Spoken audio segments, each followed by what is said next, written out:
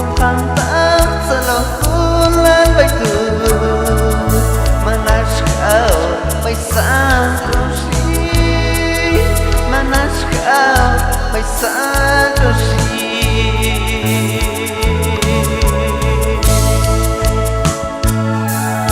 Awal baik suka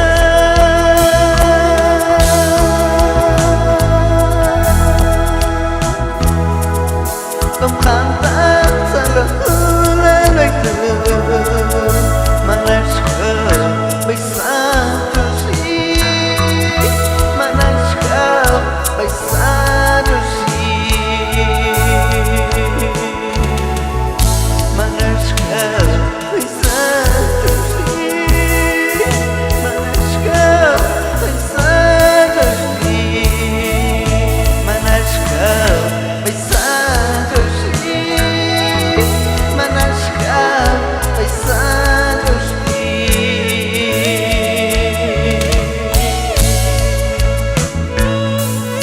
Yudi matin alki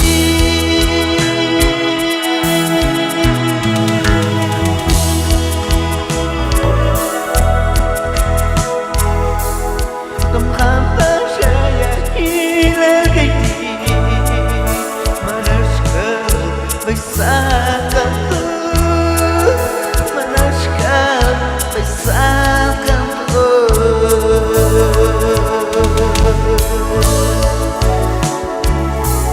Yudi matin alki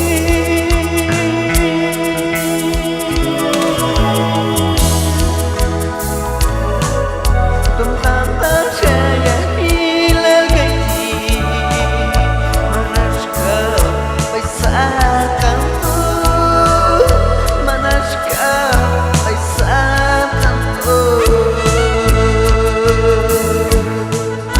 Manas kau baisang Cantos Manas kau baisang Cantos Manas kau baisang Cantos Manas kau baisang Cantos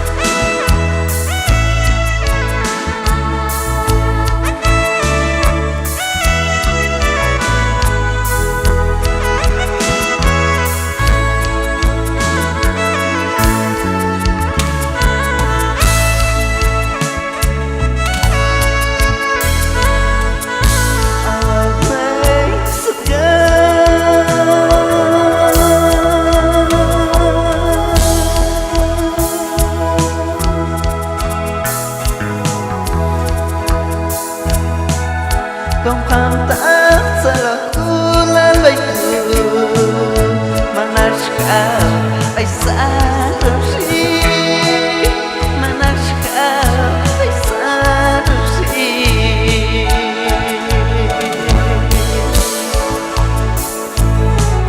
Awak baik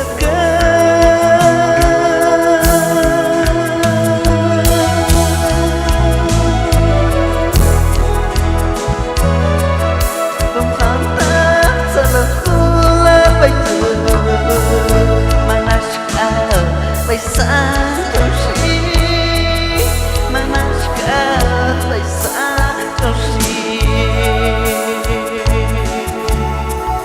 Manas kau baisang dosi Manas kau baisang dosi Manas kau baisang dosi Manas kau baisang dosi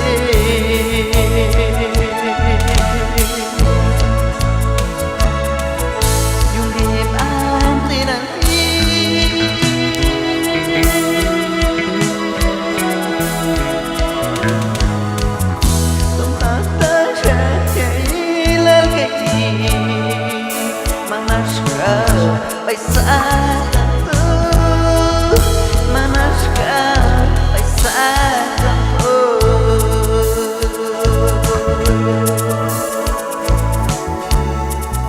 yêu đi hơn khi nàng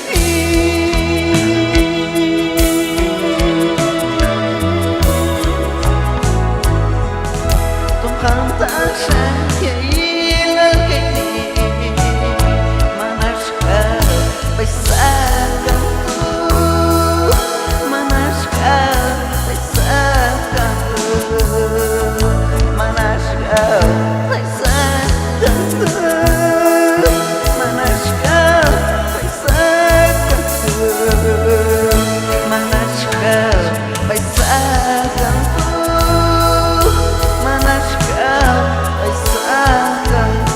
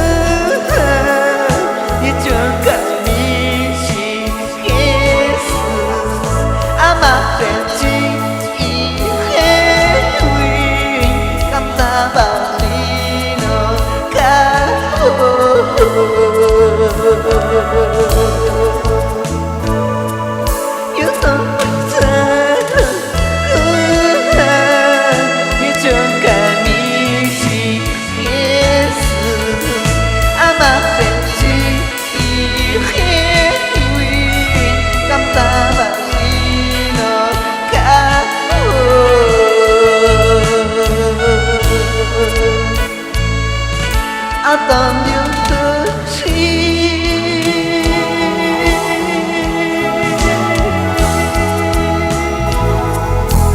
Watch me, oh, oh, baby منتهزني للقوة يتوهدني معي ليس تشير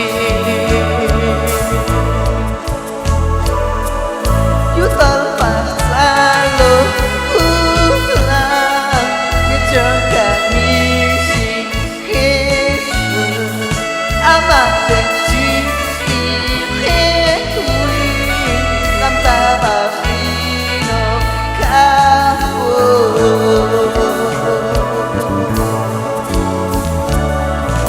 You terpaksa lelah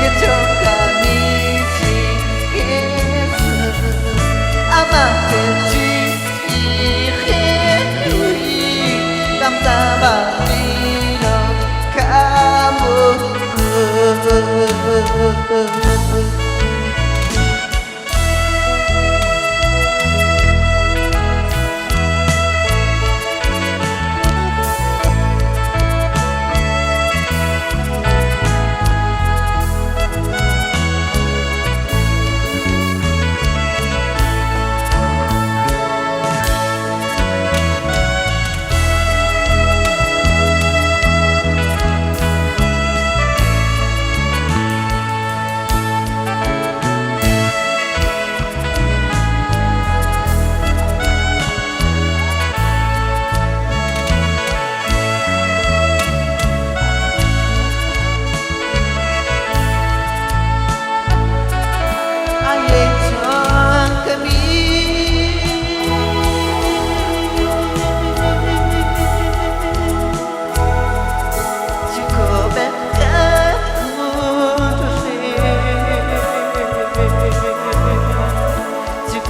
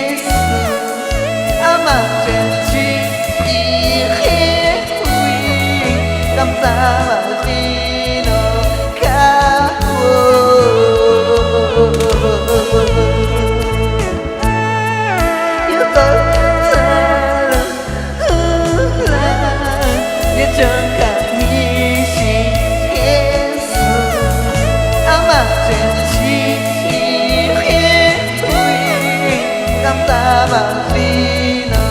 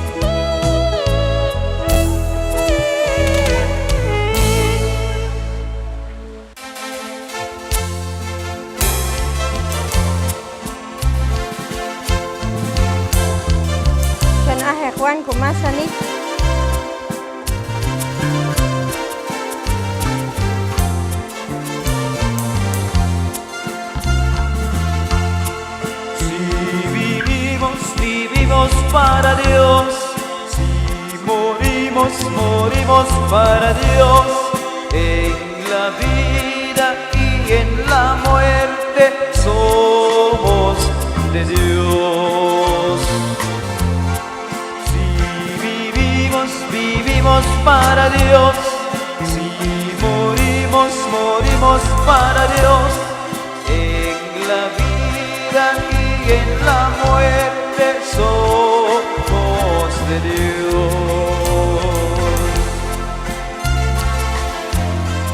Nuestras vidas son del Señor, en sus manos descansarán. El que cree y vive y en él no morirá.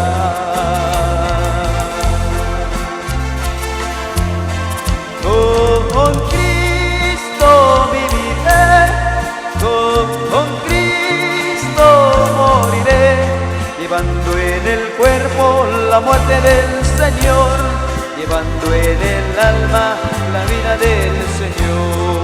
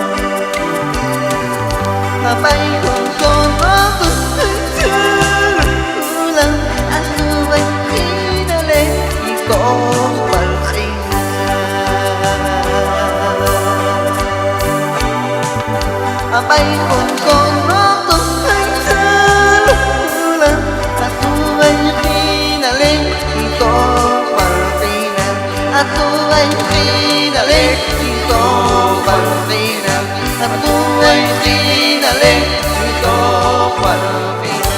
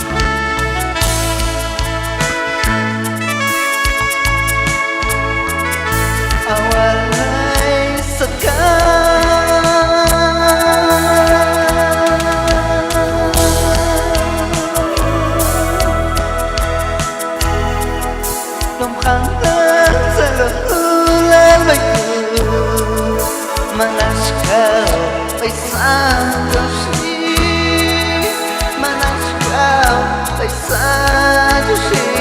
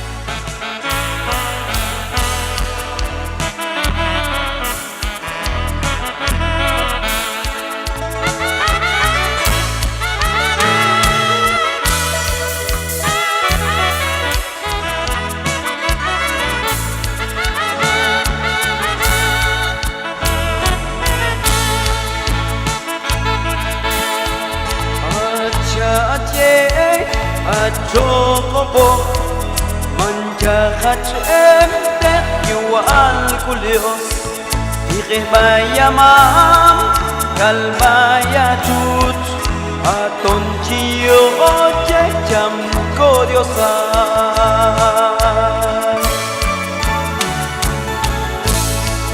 Acha ache acho kopo Manja Hashem tehual kulios Ikeh bayamam kalbaya chut Aton chio oche cham kodiosa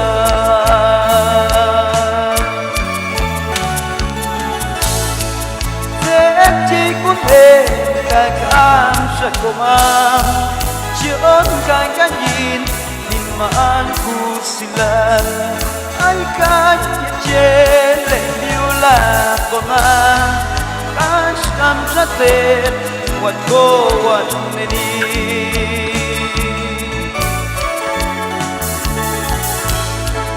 Zepchi kunde kakam shakoma Chion kanganin niman kusilal Ay kanyechele liula koma Kashkam shatet wat ko wat neni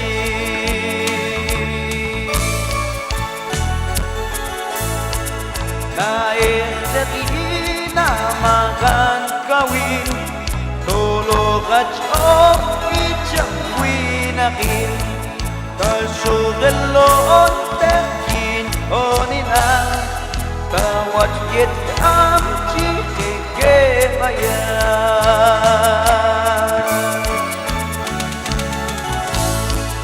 Zet chikunde kag am syakumang Yung kanganyin man kusilal Ay kanya chele yula kona Kaashkam shate wat ko wat nini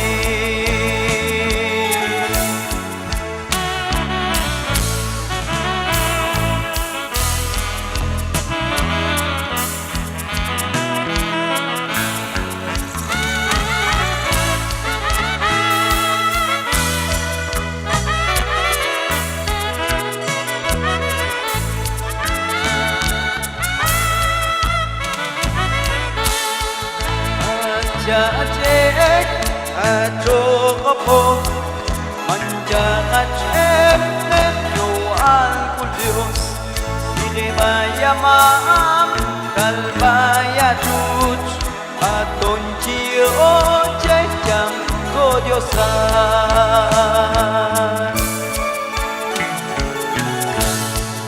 Naetet inamakan kawin Tolong kacho icham winakin Kaso hello tekin oninang Kawat yet kam chike kebayan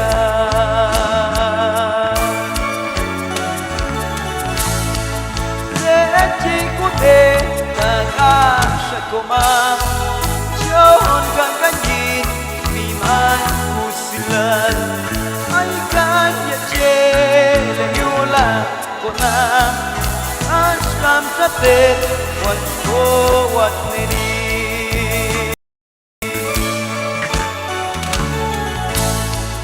Sechi kute kakam syakoma Yung kanganyin miman kusilal Ay kanya chele yula kona Ashkam shatet wat ko wat nini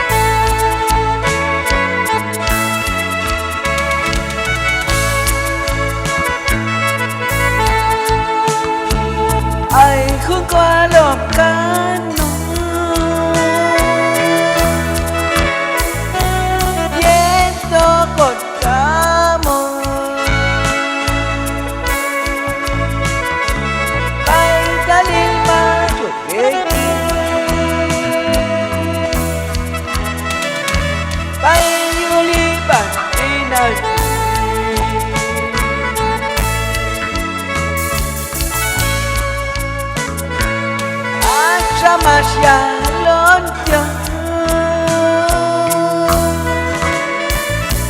baik pun wina kalbayeno kunis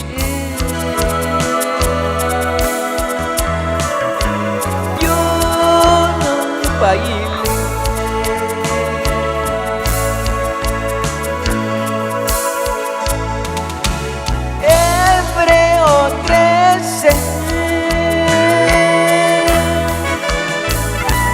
versión 14 ay tu jangan ayo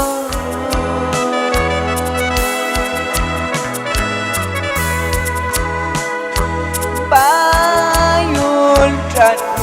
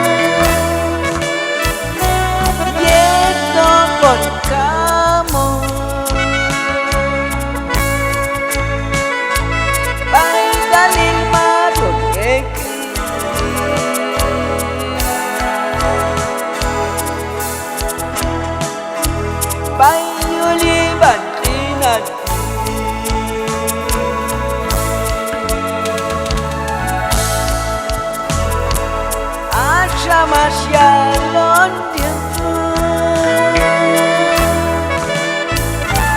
baik pun wina kalbayeno kunis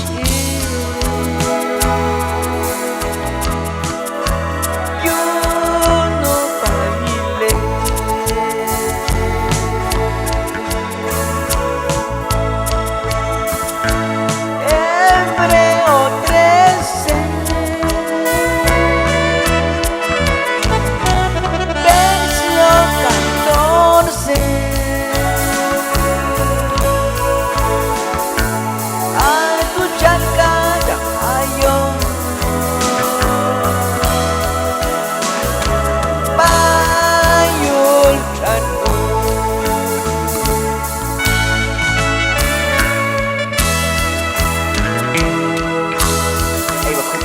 pagkakano iba't kinati ika pa na asyo ay kano asyo kahay kano kung ito asyo kasibat kinati magkabak ay naman kayo lutusin ko kakun diba hindi ko mahantawi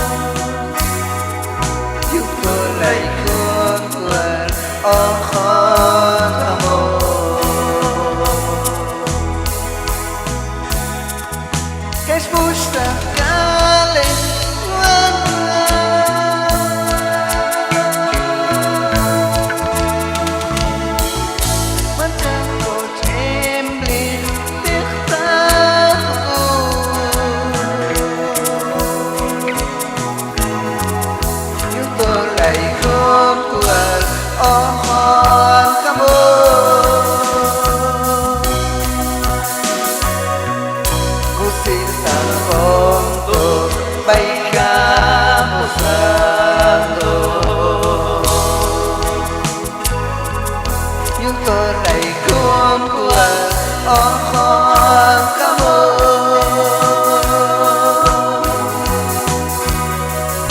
Kusilal bay ca một santo Jesús tan cale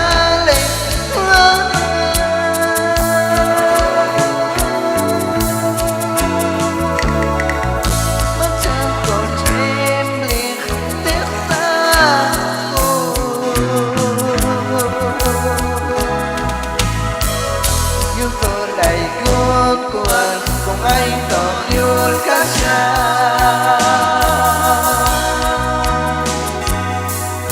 Kusilal heto bay đi con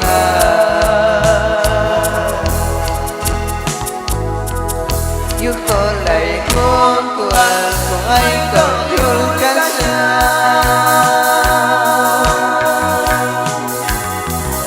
Kusilal heto bay đi con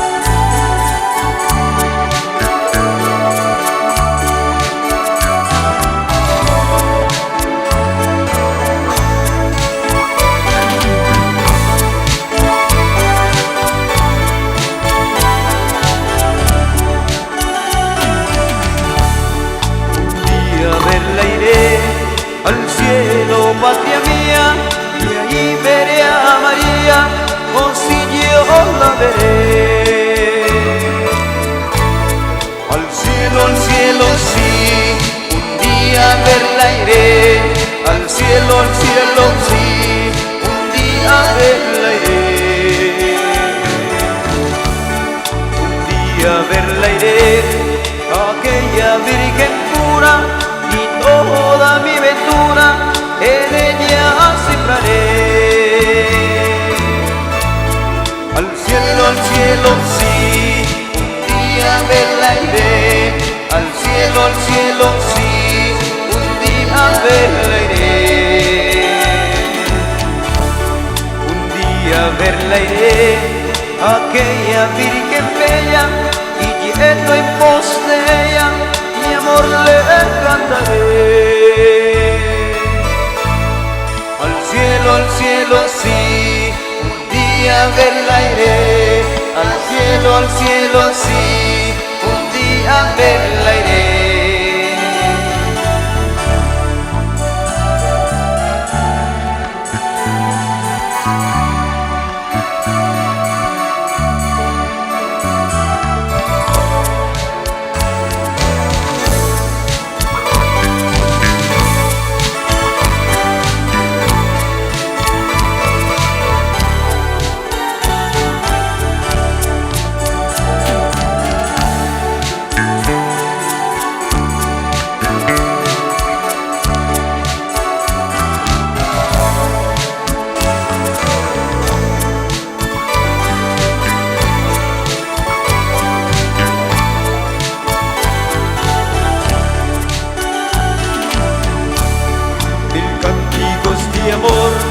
Cantadle flores y aves, que en sus rietos ojos se mira el mismo Dios.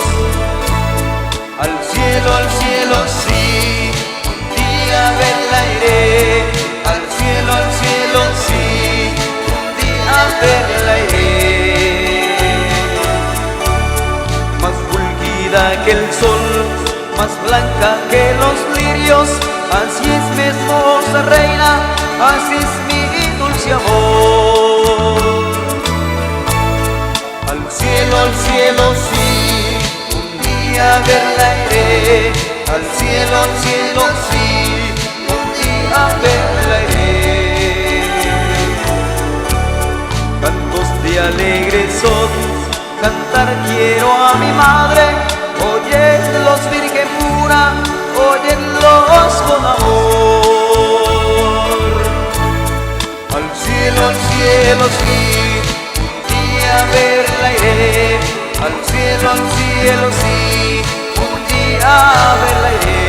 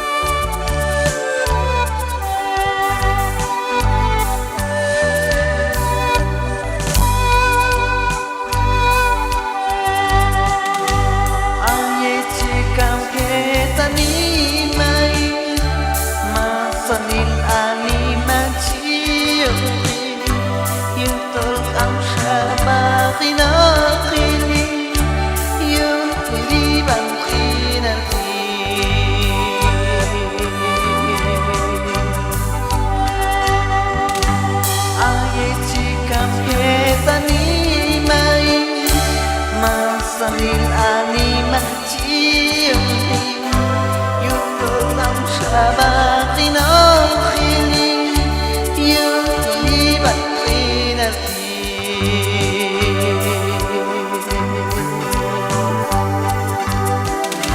awalnya jo kami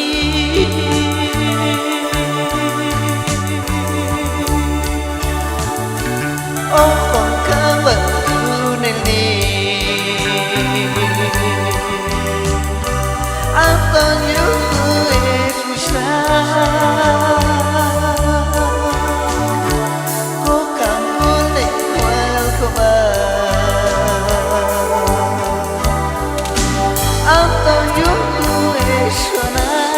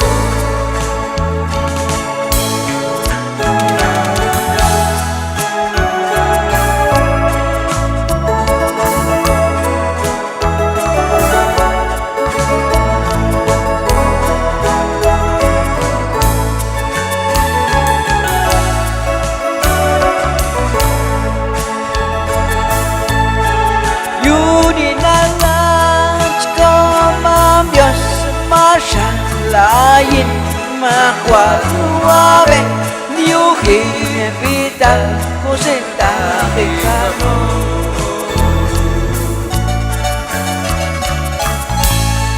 Batecha qual umami no palin kun akin kano Yuki yoban yoban wakuna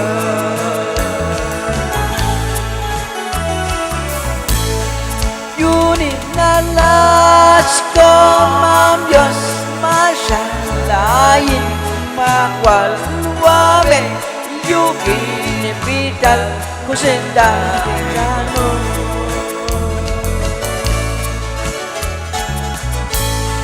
Yapan ay todo kinalsin konait ko ba iwal komul tama walo Hilwa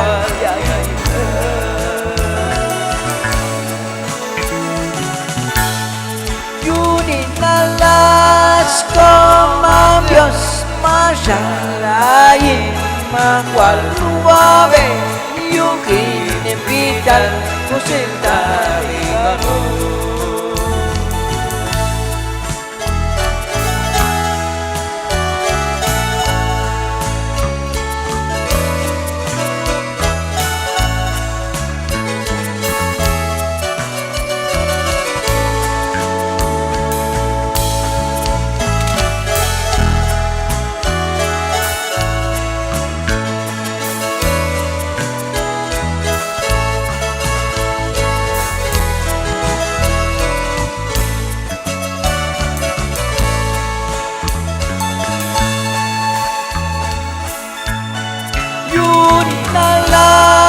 Komam Dios masyalain makwaluabe yukin vital kusenta kano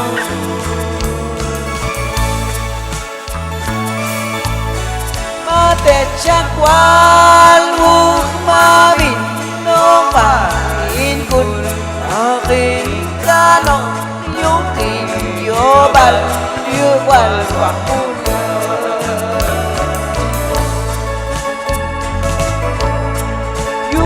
Nalat komam Dios masyalain makwaluabe yukin vital kusenta kano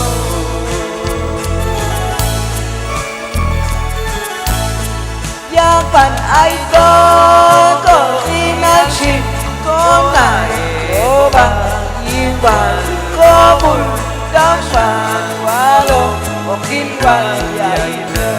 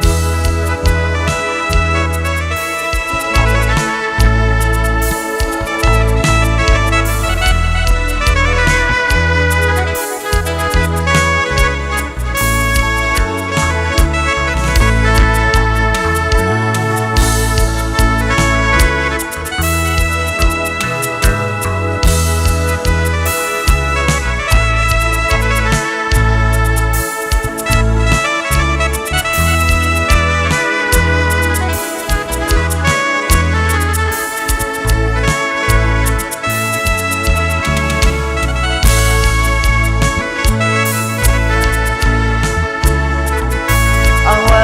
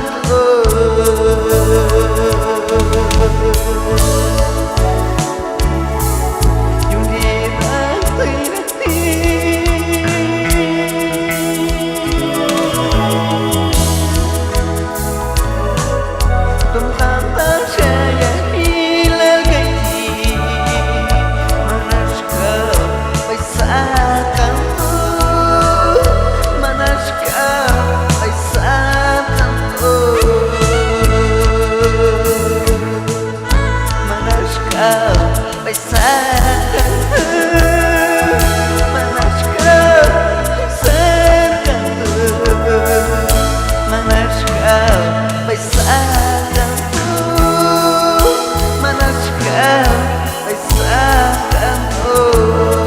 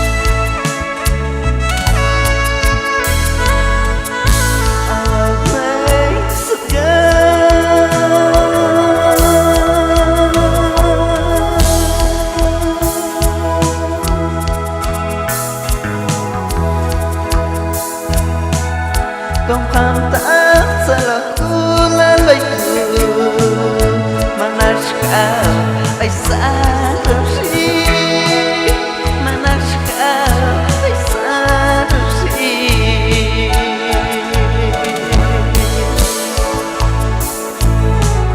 Awak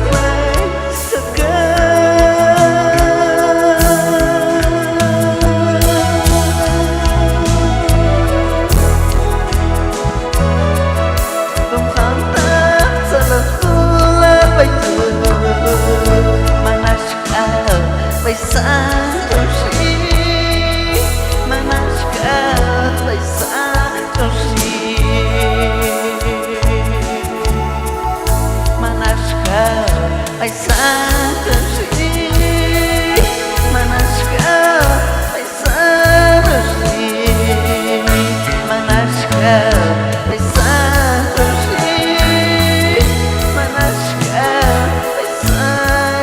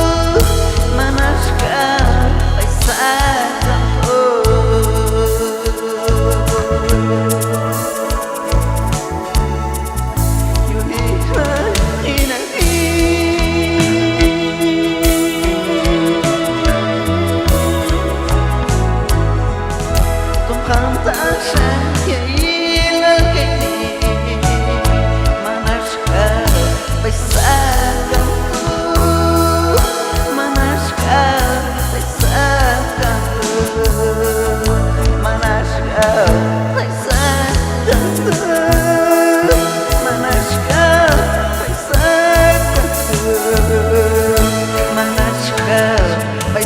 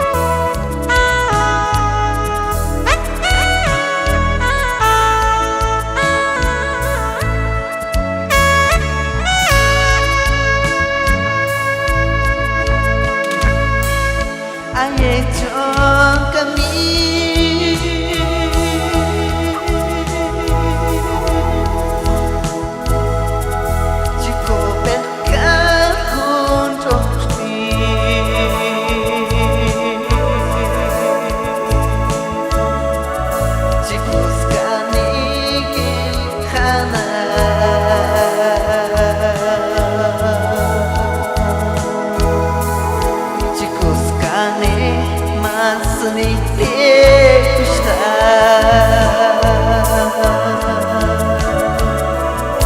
あえちょ髪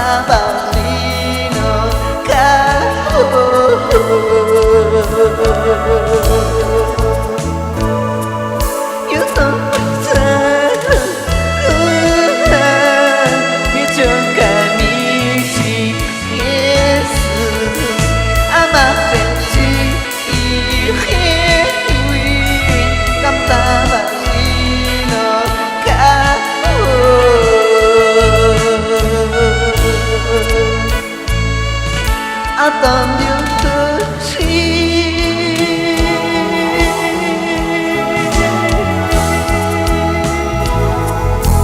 Watch me, oh, oh, baby Manchajes milik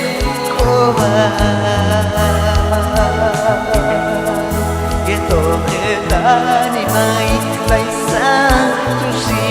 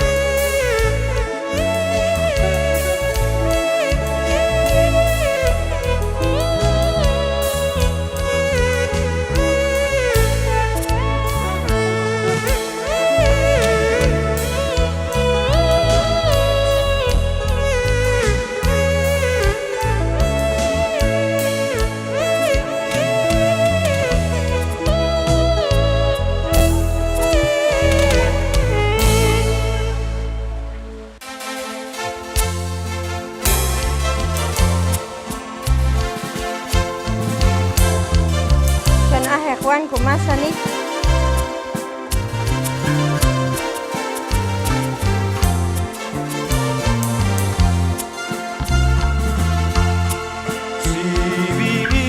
Vivimos para Dios. Si morimos, morimos para Dios. En la vida y en la muerte somos de Dios. Si vivimos para Dios. Si morimos, morimos para Dios. En la vida y en la muerte somos de Dios.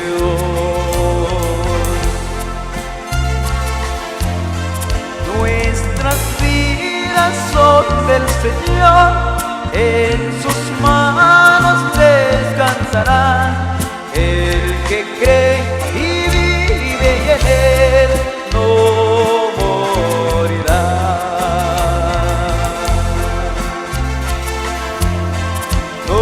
Con Cristo viviré, con Cristo moriré, llevando en el cuerpo la muerte del Señor, llevando en el alma la vida del Señor.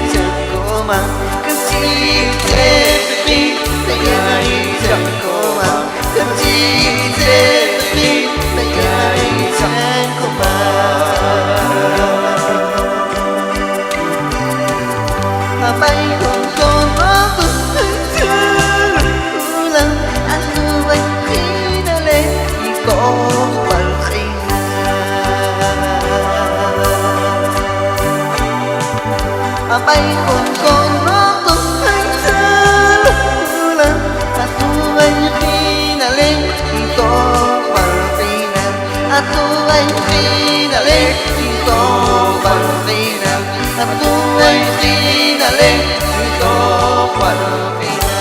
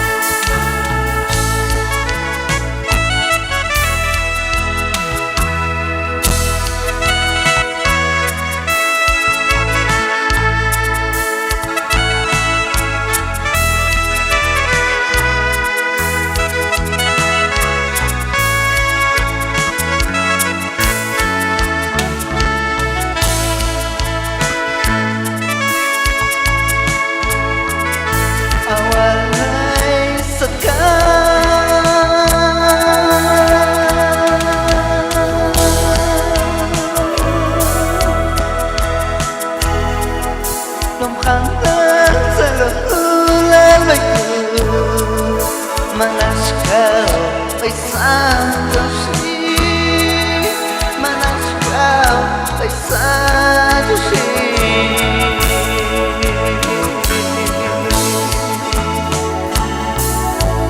Walai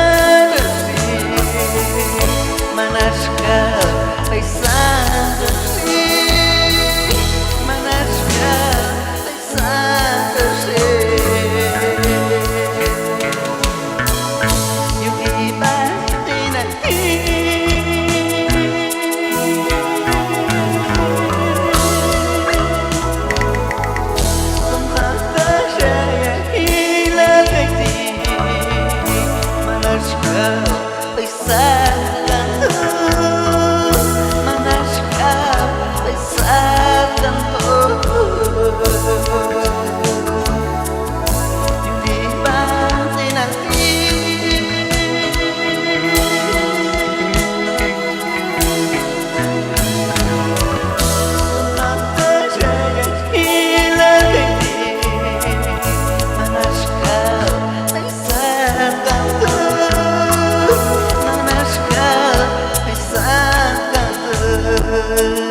Manaskan Isahkan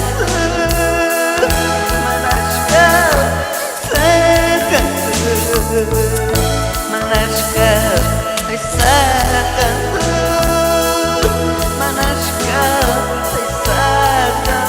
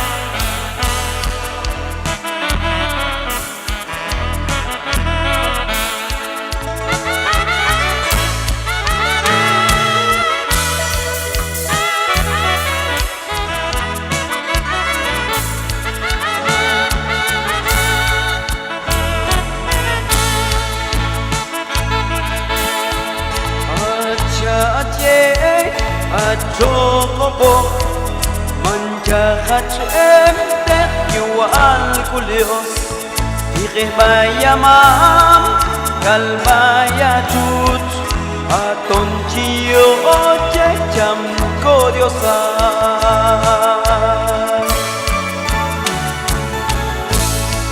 Aja aceh Coro menjahat emtek yual kulios Ikeh bayamam kalbaya tut Aton cio jam kodiosan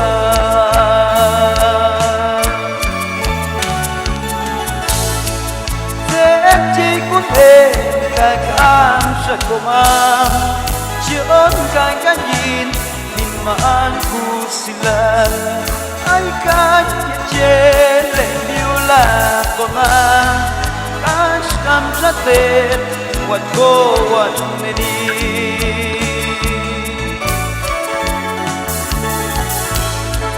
Sepci kude tagam syakomam Cion kaganyin liman kusilal Ay kajele liula koma Ashkam jatet wat ko wat nedi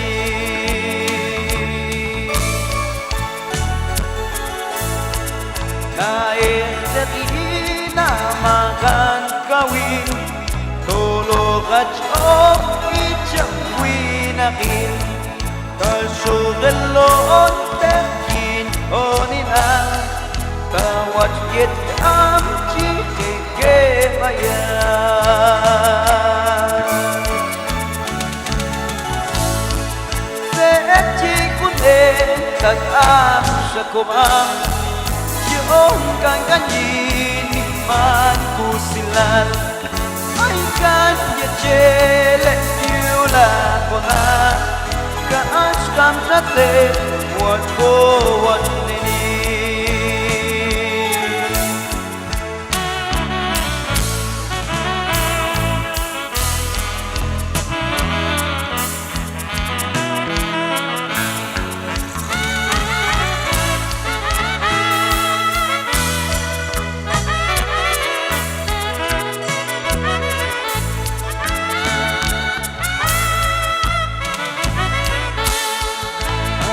Jajek Coro menjahat emtek yual kulios Ikeh bayamam kalbaya tut Aton cio jam kodiosan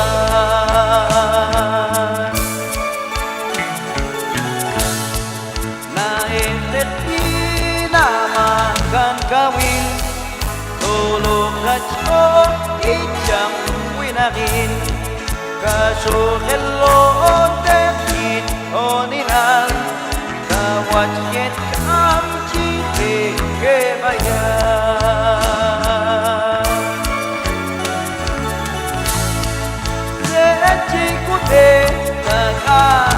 koma John kan kanyin miman Kusilal Ay kanya chele yula kona Ashkam chatet wat ko wat neri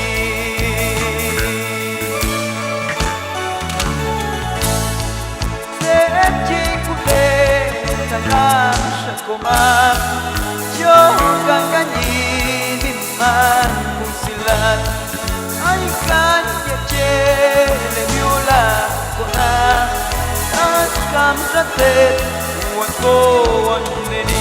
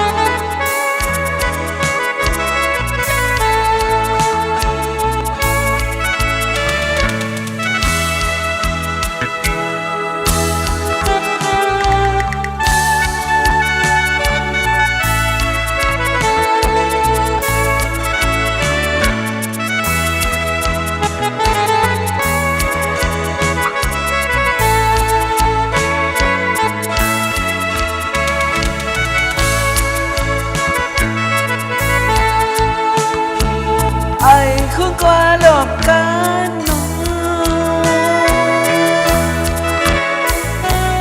Yendo con camo Bay ta lima thuộc ghế Bay như ly bản đi nào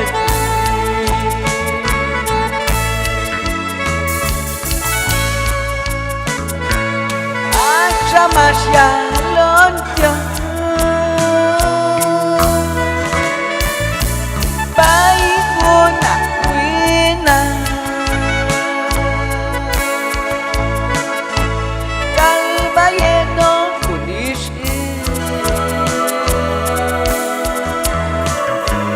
Yunung bayi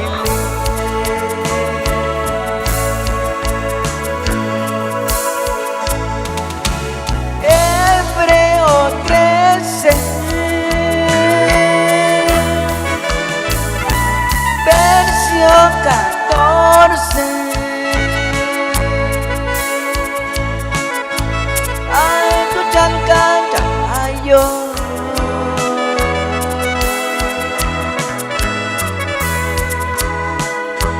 Bayun tranu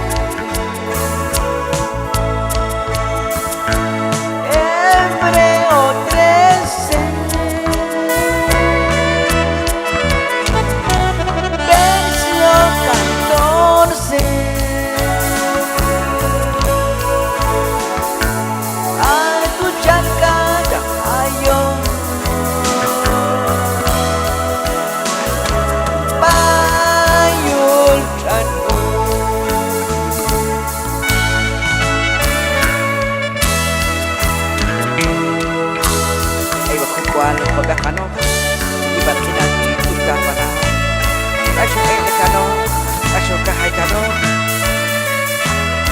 kon edo kasyo kasibat kinati nagabak na kayo ko kakul diba ko mahangkawi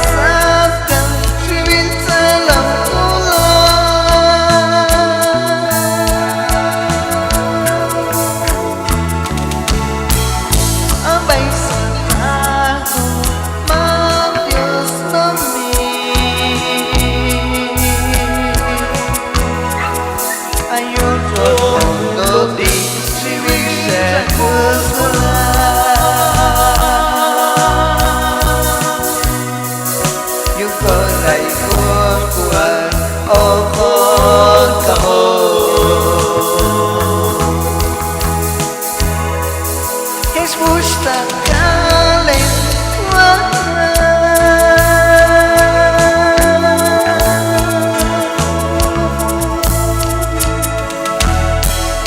Mataku tremblir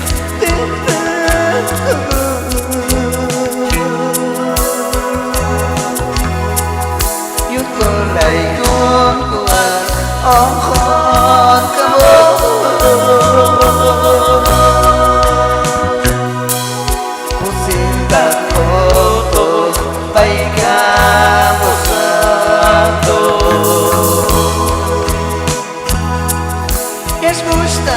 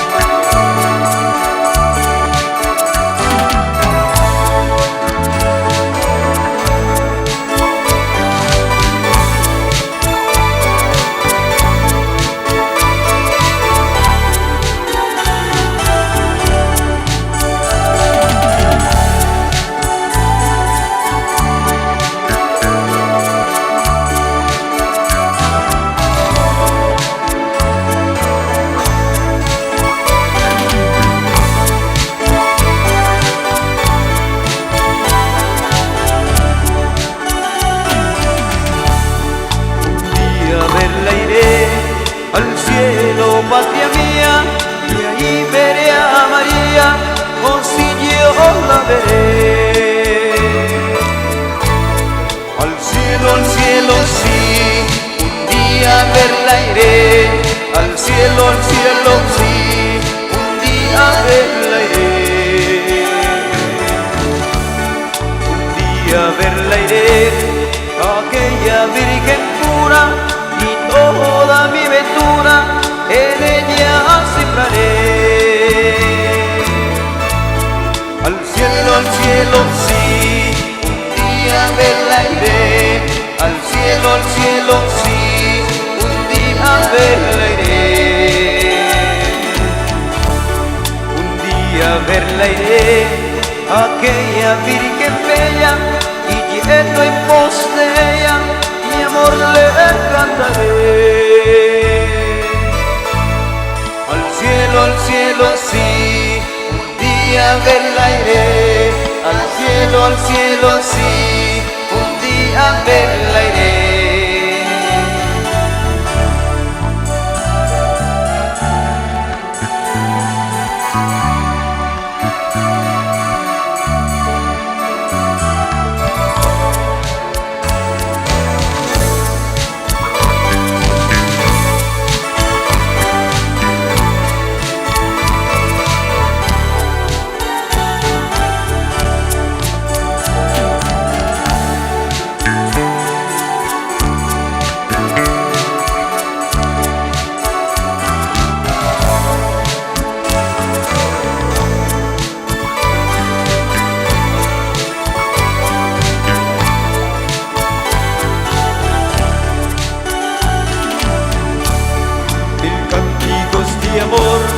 Cantadle flores y aves, que en sus rietos ojos se mira el mismo Dios. Al cielo sí, un día verla iré.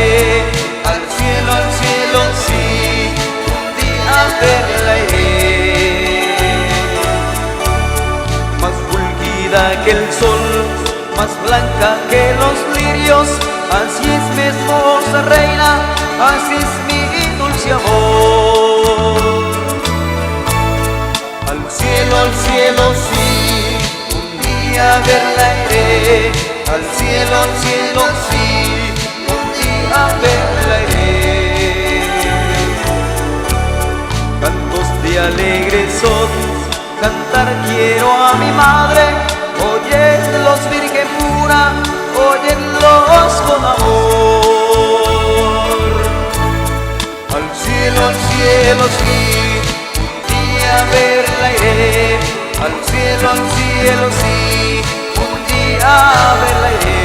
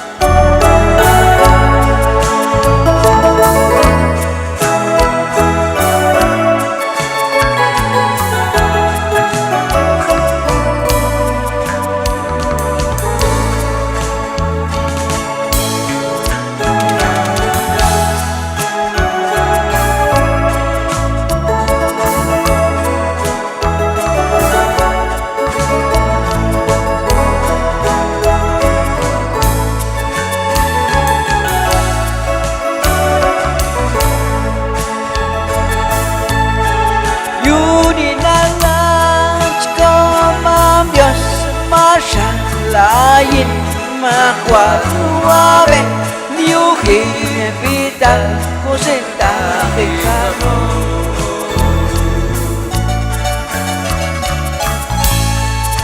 matecha cual umami no parin kun akin kano yukin yobal yubal wakun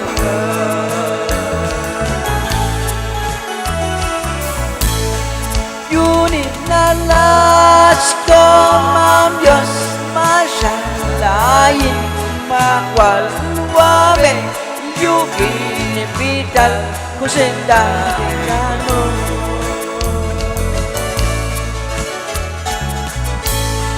Yapan ay to tingal sin ko na ito ba iwal ko mul tama walo hilwal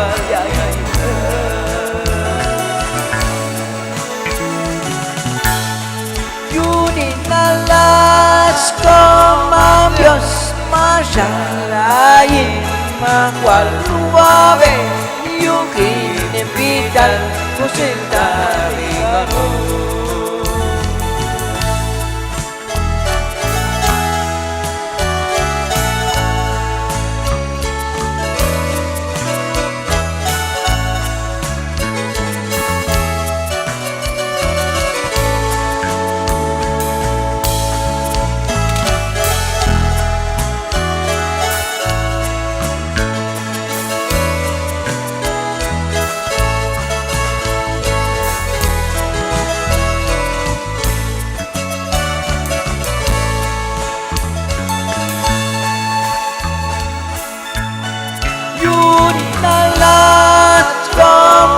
Diyos masyalayin makwal wabe yukin vital kusendano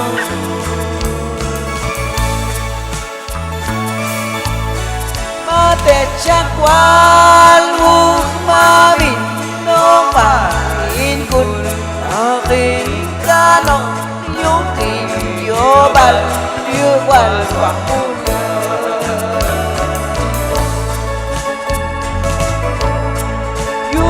Nalat ko mam Diyos masyalayin makwal wabe yukin vital kusendano